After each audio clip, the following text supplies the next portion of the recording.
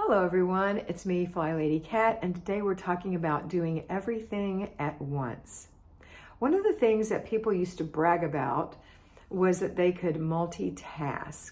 And some of us are still stuck with that moniker that we're a multitasker and that we're just so great at multitasking. Well, the truth is, as a mother and a homemaker, you do lots of tasks, multiple tasks, multitasks, but you don't do them all at once. You can't do them all at once. If you attempt to do them all at once, many things are going to suffer, be it your attention to your children or your attention to detail in the thing that you're doing. So you want to realize that there are multiple things that we do, and that's why we have routines and zones and the basic weekly plan so that we can take those multitude of things and split them into little pockets of time. And we can still give our children the attention they deserve, our spouse the attention he needs, ourself the attention we crave, or the personal time, self-enrichment time that we need. So remembering that our homemaking is about having a streamlined home, that we know where we can find things, and that we have space and time to enrich our lives and the lives of those we love. That's the whole reason we have it. We want it to have control in our life, peace in our home, and we learn how to love ourselves. And part of loving ourselves is self-discipline. So discipline yourself to stop trying to be a multitasker. It's not a very healthy thing to do. And something will drop. If it's you, you're going to drop. And that's not good. So today I want you to think about how you can look back and see where you've been a multitasker or you think you've been a multitasker.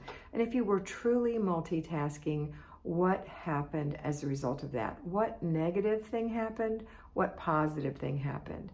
Almost always, the negatives outweigh the positives. So and the reason we multitask isn't because we have so many things to do at one time. No, the reason we end up multitasking is because we put it all off and then we have to squeeze it all together. And so it's like, out of my way, kids, I got to get this done.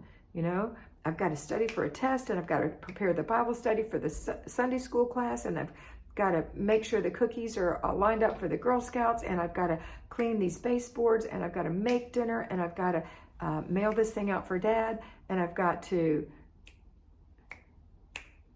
like that. Way too many things.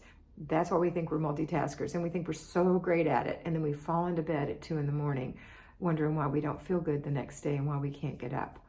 Okay, so it's very, very important that you schedule these things into a scheduler, into a planner, into a journal, into a diary, whatever you call it in your area. It's very important in the very beginning that you put the steps in there. Now, as you get good at this, I don't really put my plan in my planner for getting up and doing a morning routine. I can put a little, and I've shown you guys how to put a little key in there, a little picture, a little symbol that symbolizes morning routine, but honestly, I don't have to put that in there. I've been doing it for 30 years, so I don't have to do that anymore.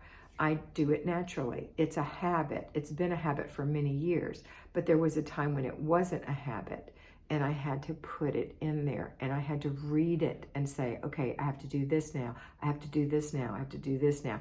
Just like learning to drive a car, there are lots of little steps. And that's the way it is when you're a homemaker. Whether you're an at-home homemaker or you're a payroll homemaker, you have to have some kind of a schedule so that you know what's happening in this chunk of time. And I like time blocking. I like saying in the morning, that's any time from the time you get up until noon, what needs to be accomplished, how long does it really take, and will I have some time to myself or for the family? Then from noon to 5, what is happening? Do I have time to do the things I need to do? Will there be time left over for enrichment for me and my family? And then after dinner, that's the last chunk of time until bedtime. What do I have to do? How long will it take? Will I have some enrichment time left over? So for example, before bed, enrichment time, spending time with the children, cleaning the kitchen. It is kind of multitasking, but it isn't. It's more like the thing that I told you before, you have to blend your life. It's not just, I'm cleaning the kitchen, I can't play with the kids. the kids are in there with you, you can make it a playful time. You can put on music, you can dance, everybody can do their things, and then you can get out of there. That is a form of enrichment happening while you're cleaning. But it's not really multitasking, it's a blending of family life. That's what that is.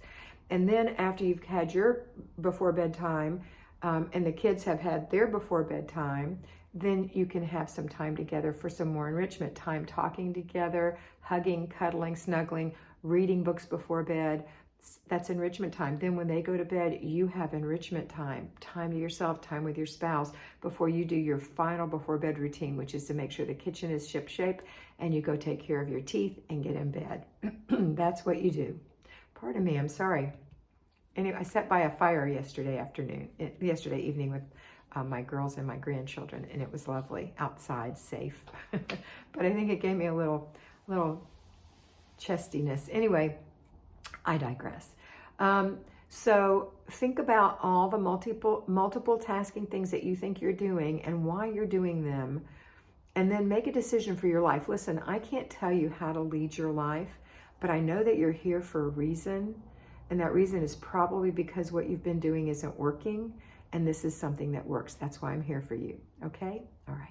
That's it for today. I hope you have a wonderful day. I hope you learn a lot about yourself and your family, and I hope you always remember to be beautiful, because you are beautiful. Bye.